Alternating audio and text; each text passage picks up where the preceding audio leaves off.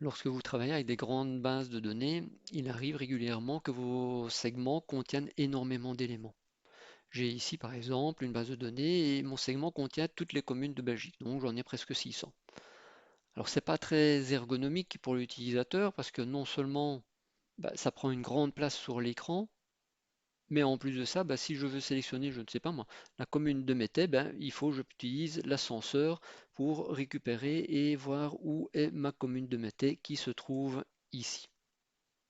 Moi, je veux quelque chose de plus efficace. Je veux quelque chose qui soit plus rapide et qui soit plus succinct pour l'utilisateur. Donc, comment est-ce que je vais fonctionner et qu'est-ce que j'ai utilisé comme petit truc? Eh bien, je suis allé dans Données pour retourner dans mon éditeur Power Query. J'ai fait Requête et connexion, un clic droit, modifier.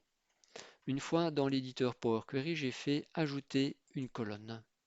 La colonne personnalisée qui me permettra de récupérer en fait l'initiale de ma commune. Comment j'utilise, qu'est-ce que j'utilise pour récupérer cette initiale? Eh bien, text range.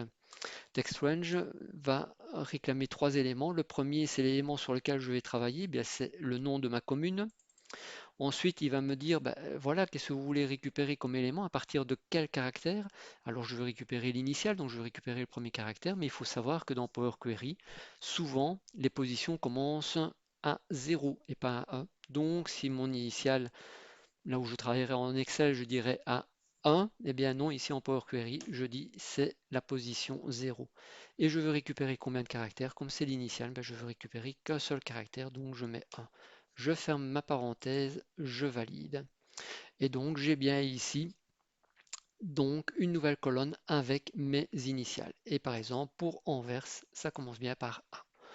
Logique. Je ferme ici. Je suis revenu ici dans Excel.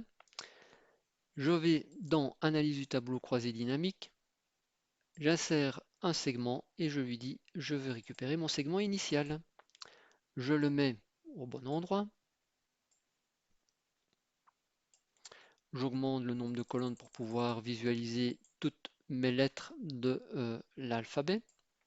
Et voilà, si je veux maintenant récupérer facilement la commune de Mettez, je n'utilise plus mon petit ascenseur, j'utilise ici mon initiale d'abord, M. Il va me donner toutes les communes qui commencent par M. Elles sont ici en bleu. Les autres ne sont pas, je vais dire, ne doivent pas jouer un rôle puisque leur initiale ne commence pas par M. Si je veux les supprimer ou en tout cas ne pas les visualiser, je peux très bien le faire ici. Je sélectionne paramètres des segments et je dis masquer les éléments sans données. Je fais OK. Et donc ici, pour récupérer ma commune de Mettez, j'ai bien sélectionné M et maintenant j'ai facile pour trouver Mettez. Et c'est la même chose si je veux trouver toutes mes communes qui commencent par B. Non seulement c'est plus facile, la visualisation des segments sera réduite et j'irai plus rapidement là où j'ai envie d'aller. Voilà, je ne sais pas si vous utilisez un autre système, je suis curieux, vous pouvez me le dire en commentaire. Ça fonctionne pour du texte, mais ça peut fonctionner aussi pour des nombres ou pour toute autre donnée. Ça, c'est votre imagination qui vous permettra de vous conduire vers la meilleure solution. Eh bien voilà, allez, à la prochaine!